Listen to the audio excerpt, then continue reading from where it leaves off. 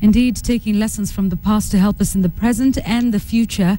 And speaking of what's coming in the future, in just about 45 minutes from now, Jeff Koinange Live will be coming to you from Kwale, and he's there. And Jeff, what do we expect from your show tonight?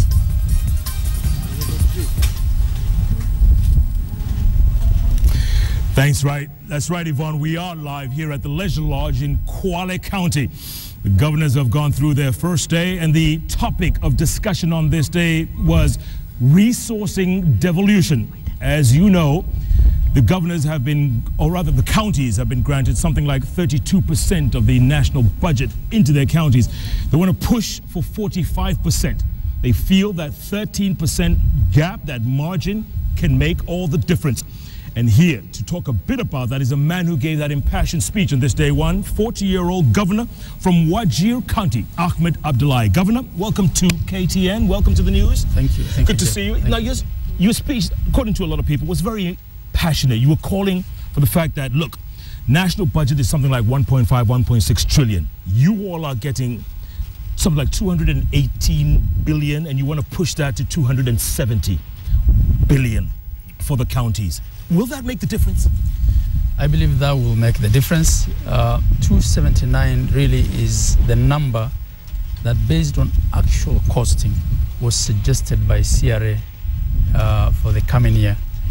But 45% is our best estimation of how much would be able to cover the operating cost of all counties, whilst giving every county something for development. Let's face it, Governor, the one thing that the CRA either excluded or kind of forgot to put in this package was the wage bill. The wage bill has literally brought counties down, hasn't it? Because it sucks up most of this budget. Yes and no. Yes, for counties that inherited a huge operating expenditure book. But there are two sides to the argument. Those that are complaining of a bloated workforce and a huge wage bill are those that ordinarily are seen to be doing well in the way we run counties in Kenya. And those that are seen to be having reasonable wage book or operating cost are the peripheral counties, the marginalized, that do not have any tangible development to show for the last 50 years. They have no roads, they have no water, they have no healthcare.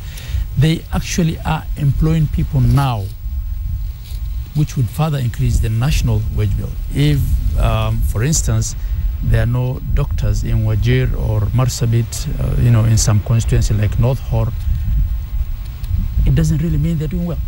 It actually means that the level of service they're enjoying is way, way below. But bottom line, Governor, counties like Nairobi, Kiambu, Nyeri, they're using most of their budgets to pay salaries, and they are left with little for development. Yes. Isn't that what's happening?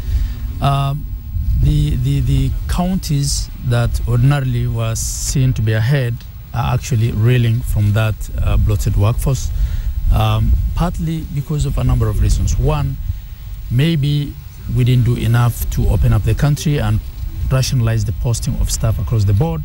Two, it's where everyone wants to work. So it's that much harder for a doctor to accept to be posted in Shey Mandera or Wajir than it is to be posted in Kiambu.